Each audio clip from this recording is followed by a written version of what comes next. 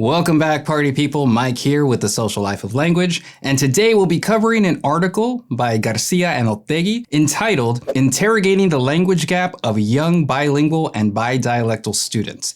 The keyword of this title here being the so-called language gap, also sometimes called the word gap. Unfortunately, the word gap or the language gap is one of those theories that's actually not even really a theory. It's more of a hypothesis that is filled with racializing assumptions and backed by cringy level research methods, like bad research methods. But even then, most folks believe it to be true, from teachers to politicians to even American presidents. At the University of Chicago, we're working to close this gap with the 30 Million Words Project.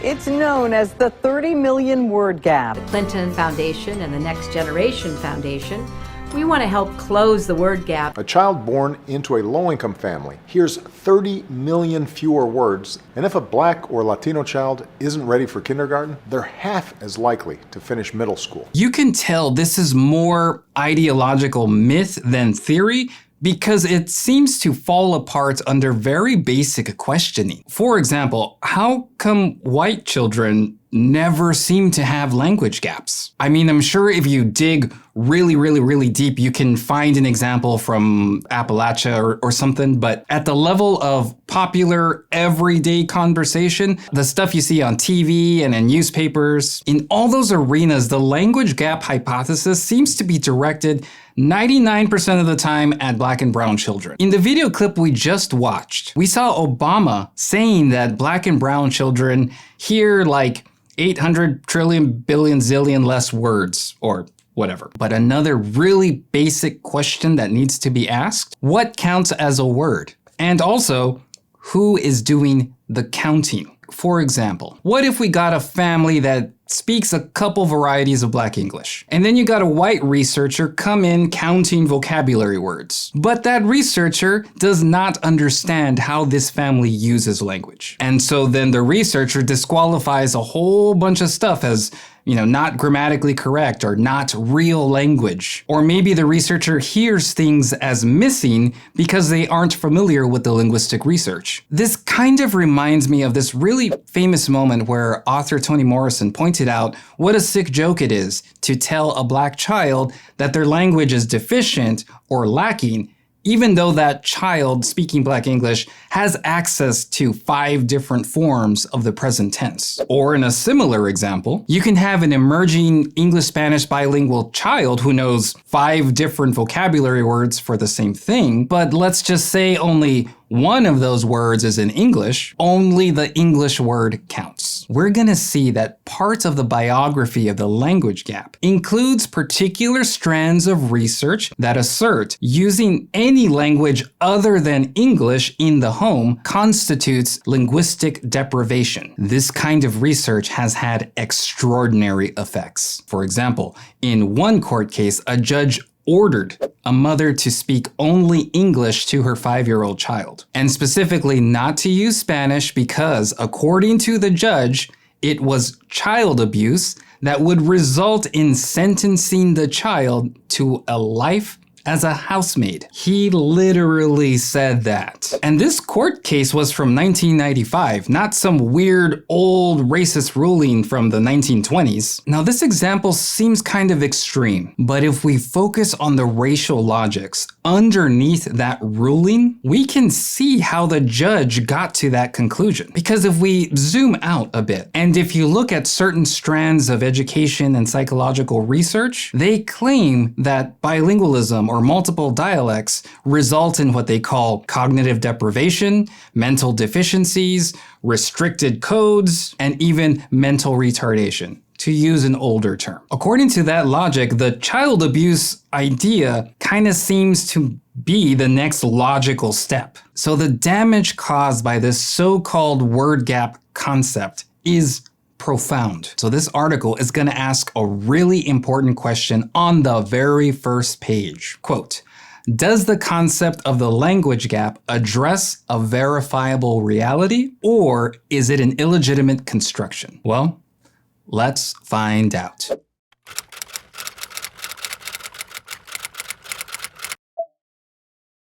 Spoiler, it's an illegitimate construction, but we still have a serious problem. A whole lot of people are convinced it's true. Well, to know where we need to go to hopefully kill this concept, we gotta know where we've been. The biography of the language gap is complex, and we're gonna focus on two layers of history that are going on at the same time. First, we're going to cover the national scale story involving legal court cases, and then we're going to cover trends in research, which at various moments came together to legitimize the language gap hypothesis. So let's start with the theoretical stance of our authors. The language gap is a cover for a notion that we thought we had long discarded, that Black and Latino families are disadvantaged because of their own language deficiencies. Instead of laboring to transform the social norms that conspire to racialize Blacks and Latinos, and that contribute to keep them segregated and excluded, the concept of the language gap works to keep intact pernicious race-based social arrangements. So immediately, our authors are connecting this shift toward the word gap to older, more bluntly racist ideas about Black and brown folks being deficient. And that word deficient, that is the key word here, identified by tons of scholars. And sometimes this is called the deficiency perspective, or the perspective grounded in the idea that a person or group lacks something, or is underdeveloped somewhere, or uncivilized. Now, real quick, in your head, think of a picture of a bridge with a gap. That image suggests some kind of fatal flaw that makes the bridge unusable. So when we started thinking in terms of gaps, I mean, sure, the deficiency imagery has mutated, but the ideas about lack and absence are almost perfectly preserved in this new gap model. And specifically, we're thinking of the racial logics underneath the gap hypothesis. Now, the older version of white supremacy might deploy conversations about a certain group being deficient in, for example, hygiene practice or intelligence, what we would probably think of as bodily or biological or genetic or cognitive deficiencies. In other words, we believed that nature gave certain groups a fixed and unchangeable nature. That's the regular old racism that inspired segregation and eugenics research. Then, as the article tells us, over time, legal cases made it more and more difficult to exclude on the basis of biological race. We had Brown v. Board, which outlawed segregation in 1954, then Title VI of the Civil Rights Act in 1964, and then in 1968, the Department of Education required schools to provide equal educational opportunities for all. So there's many more court cases to follow, but let's pause right there. What's important is that we sense this progressive-looking trend emerging.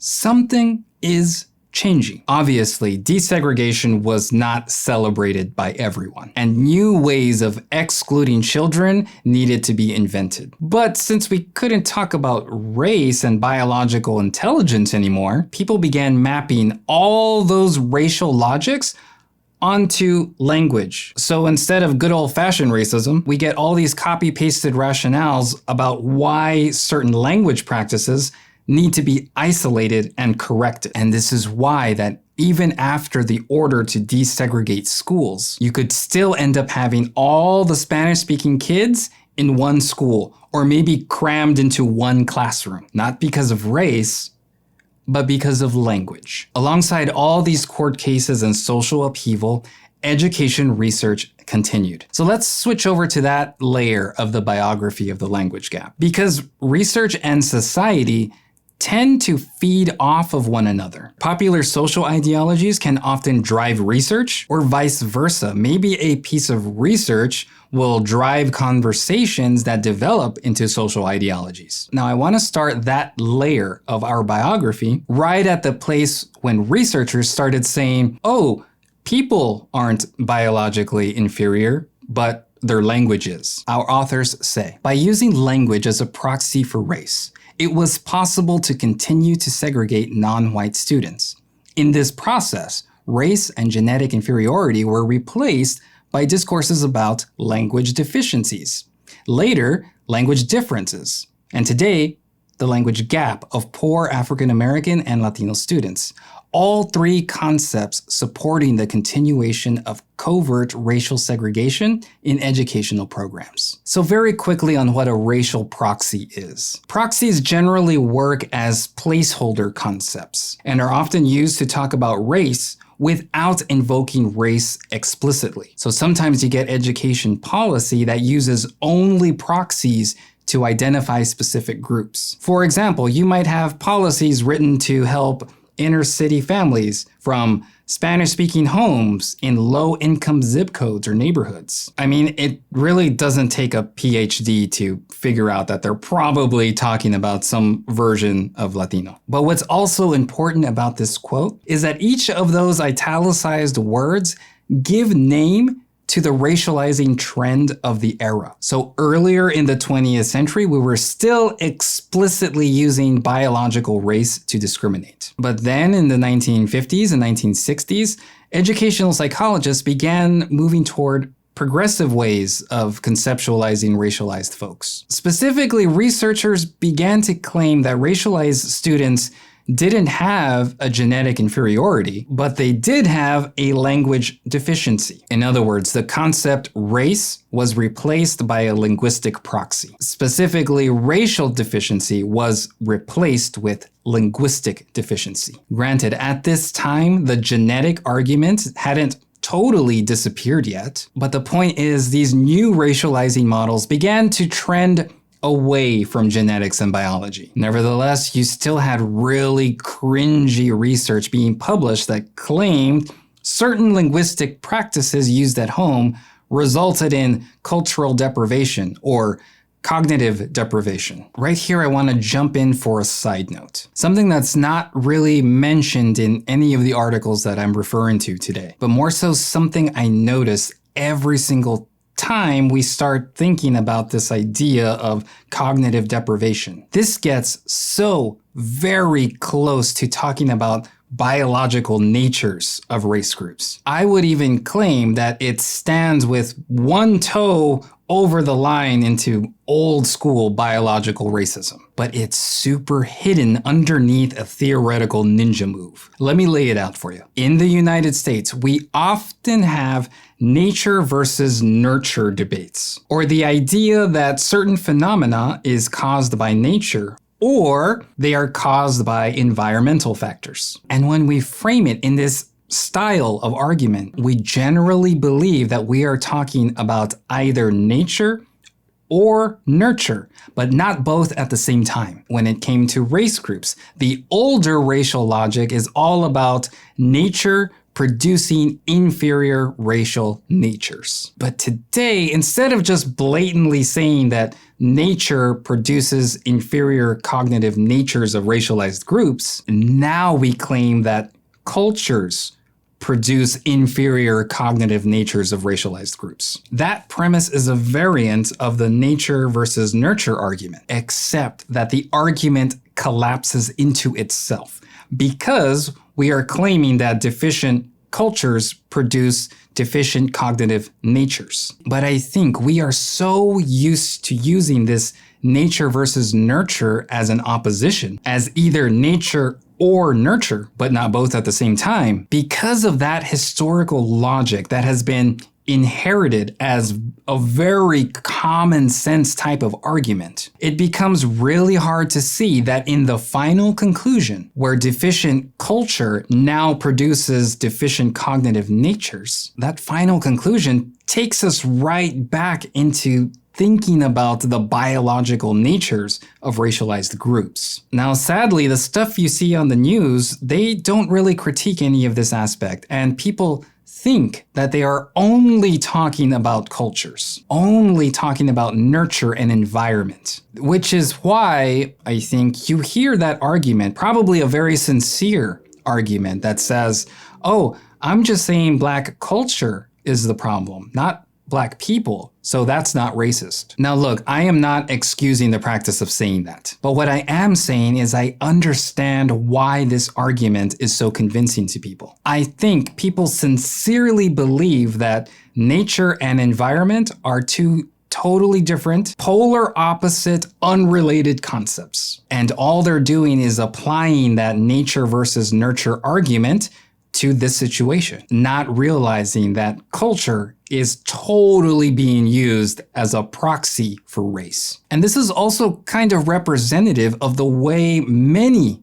racializing concepts are adapted to new surroundings and new eras. Little by little, step by step, a word changes here or there, a proxy emerges here or there, a concept shifts into an argument, or maybe an argument shifts into a rationale, slowly over long stretches of time. But what we as educators need to be critically aware of is that after all of these mutations, did the racial logic underneath the new words and the new concepts, did the racial logic actually change? In the case of the language gap, I would say absolutely not. The racial logic of deficiency is almost perfectly preserved. If you want to read more about this idea of deficiency, I recommend this book. And there's a chapter in there by a super famous author named Martha Menchaca, and she traces the deficiency perspective all the way back to colonialism. Now, they probably weren't using the word deficient, but they did use terms like primitive and uncivilized. Okay, back to the biography, and now let's look at the second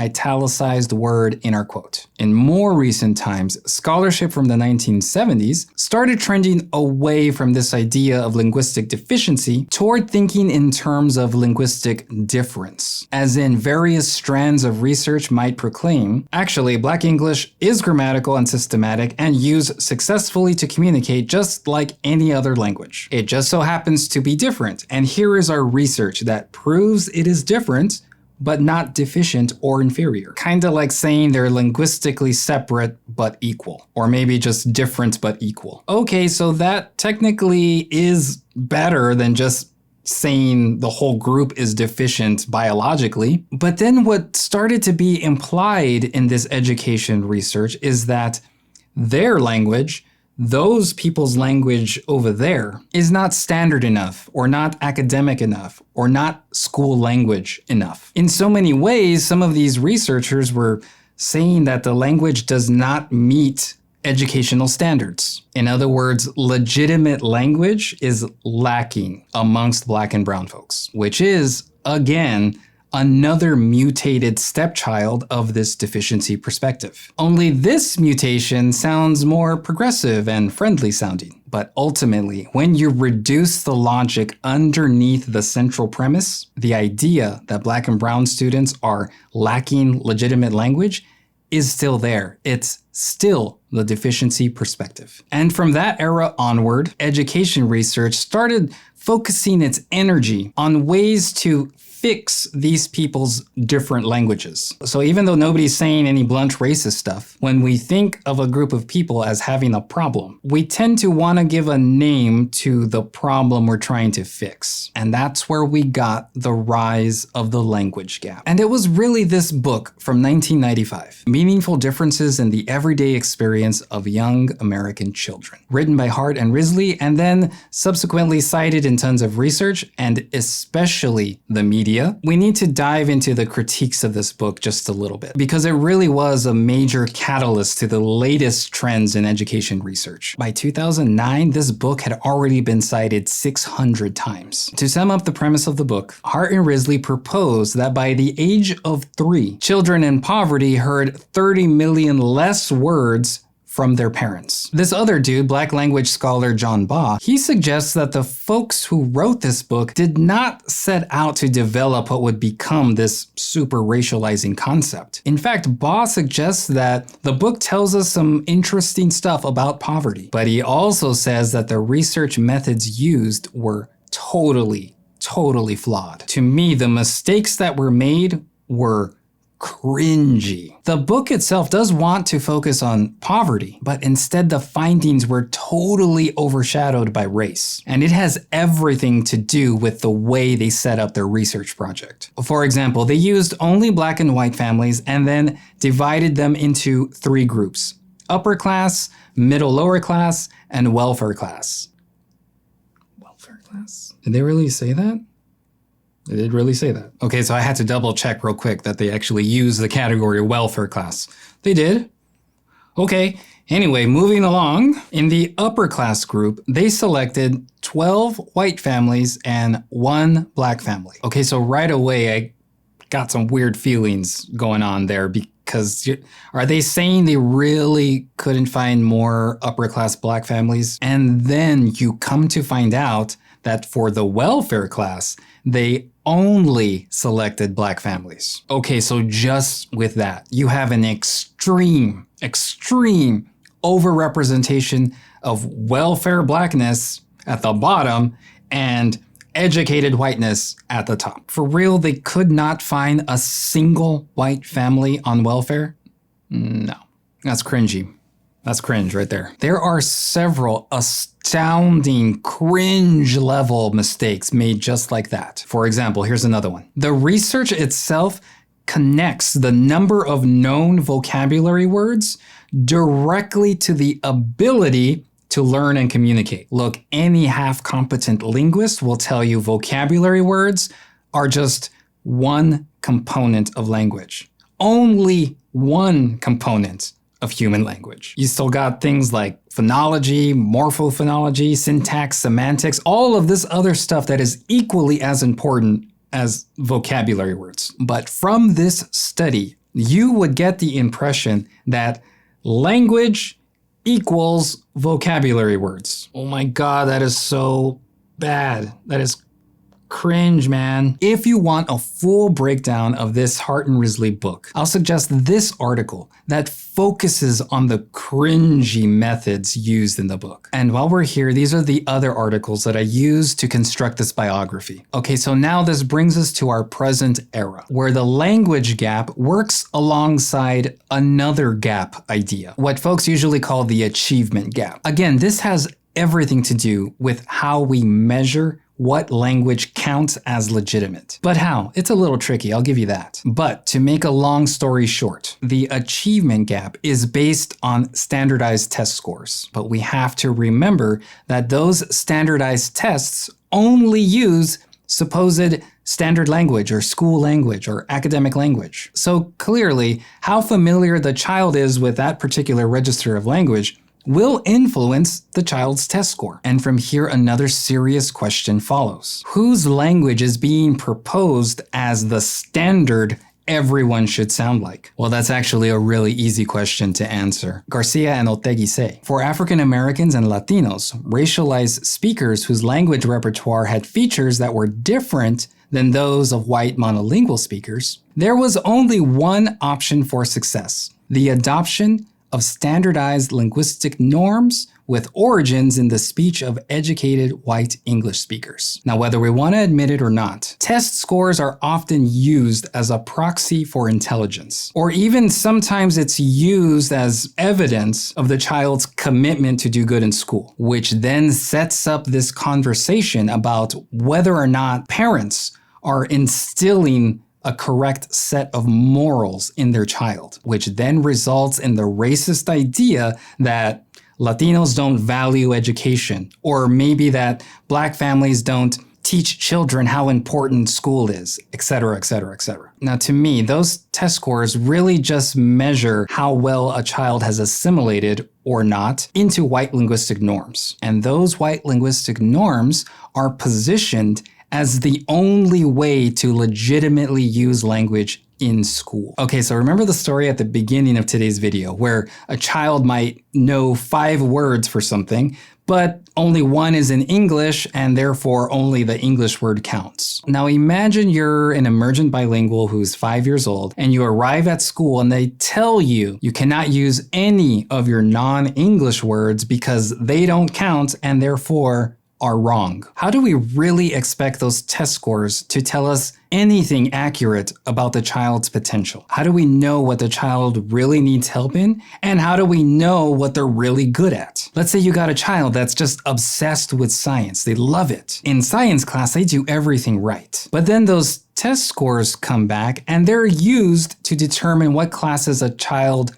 should take. Instead of that child being introduced to microscopes and Bunsen burners and getting to wear those big goggles and lab coats, No, instead, that child gets funneled into remedial language courses with long vocabulary lists to memorize. Dude, talk about killing a child's spirit. Unfortunately, bad test scores are often employed as proof the child is lacking or deficient in some way. Whether it's in moral effort, whether it's in intelligence or language or bad parenting, all of which potentially affects the child's self-esteem and motivation to do good in school. This kind of reminds me of this clip from the show Modern Family. The wife in the show is most comfortable speaking Spanish, but married into a white monolingual English-speaking family. The communication difficulties themselves is kind of a running joke in the whole show. But I just thought this particular moment was really sad. Do you know how frustrating it is to have to translate everything in my head before I say it?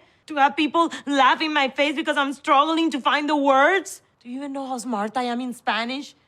Of course you don't. Do you even know how smart I am in my own language? That experience is real. But the difference is that is a full adult telling you about the pain. When we as educators are dealing with tiny children who likely don't have the linguistic resources developed just yet to tell us how painful this experience actually is. Okay, there is one more crucial question to ask. Who is blamed for the word gap and who is blamed for the achievement gap? Are the offenders the same? What's the difference between these two gaps? So the idea of the achievement gap, we can locate that problem after the test scores come back, failed test scores. So on its surface, it kind of places more of the responsibility on schools and institutions to do a better job. Now, the language gap, on the other hand, that concept says the problem is built into the child before they even arrive at school. So it's not the school's fault for providing a bad education. It's actually the child's fault and the parent's fault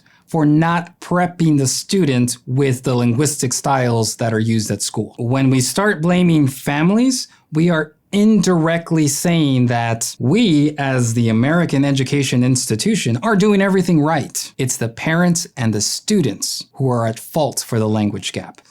Oh boy. Okay, let's think about that cringy ass rationale. Like, are they really proposing that children should show up to school already knowing what they're supposed to learn in school? What's the purpose of school then? Oh my. Okay, so to start closing out this biography, I want to talk about what García and Otheguy promote as a way to get us out of this never-ending cycle of deficiency and all of its mutations. And they promote what they call translanguaging pedagogy. So I have a couple of videos on this channel dedicated to translanguaging theory. But let me see if I can give you the 1-minute explanation on why this could work. The translanguaging classroom starts off with everything the child knows. All their linguistic resources and features, they're all seen as one unified linguistic repertoire. All of it, undivided by concepts like English or Spanish. They call this the internal perspective, and it literally refers to the complete repertoire that is internal to the child. Here's what they mean, and let me use myself as an example. Growing up, tiny kindergarten Mike started slowly collecting all of these linguistic features from his bilingual parents, meaning the way I constructed and used my linguistic repertoire drew on features from both English and Spanish. Here's the thing, and this is crucial. That tiny kindergarten Mike is not putting all the Spanish words in one pocket and then all the English words in another pocket. At that age, my goal is to just learn and communicate, take things in. Or if you were like me, you were busy with your part-time job, I had to wake up early to iron my clothes and then worked 8 to 5 as a private investigator and, hanging out with my friends or wearing sunglasses indoors for some reason. Those were my concerns as an emergent bilingual. I was definitely not concerned with assigning words to the concept Spanish or the concept English. Those are social constructions made after the fact, externally by society. Those linguistic divisions into named languages like Spanish or French or English or whatever. Those divisions are made by society, politics, and power, not by nature. And then imagine on day 1 of school, kindergarten Mike learns that all the linguistic features not in English, yeah, those don't count anymore. Only words in English count. Oh, but not just any version of English, not your community's version of English. All of that's wrong too. No, only standard English counts. Only then, when the division and suppression are externally enforced onto kindergarten Mike, do people suddenly start seeing a language gap. But it doesn't have to be that way. Translanguaging Pedagogy says kindergarten Mike has an age-appropriate, fully functional, unified linguistic repertoire, not lacking anything, but perfectly primed and ready to learn and incorporate more and more languaging features and resources. And those resources and features can come from any language. But so long as we're fixated on gaps, on lack and deficiencies, racialized and minoritized children and their families will always be positioned as the problem that needs to be fixed, when we should really be worried about fixing the funding gap. And I'm talking about the gap between the richest and poorest schools in the United States. That's an empirically verifiable gap. And those funding gaps are historical byproducts of stuff like segregation and racism. More money is needed to fix crumbling schools, to update technology. Or here's an idea, offer higher salaries, which might mean more teachers, which might mean smaller class sizes. We're either gonna fix those very obvious and practical problems, or we're just gonna keep blaming minorities for why American education fails so many people. We already have the theoretical tools to completely rip apart the language gap hypothesis. But from what I can tell, the general public is not getting this message. And unfortunately, academia doesn't seem to have the appetite for large-scale media outreach. And for real, one little YouTube channel can't really compete with the likes of Fox News or CNN or MSNBC. I'm trying, trying my best. Well, that's all for today, folks. I hope you enjoyed this biography of the language gap. As usual, don't forget to like and subscribe, or you can directly support this channel on Patreon. Once again, I'm Mike with The Social Life of Language, and we're done.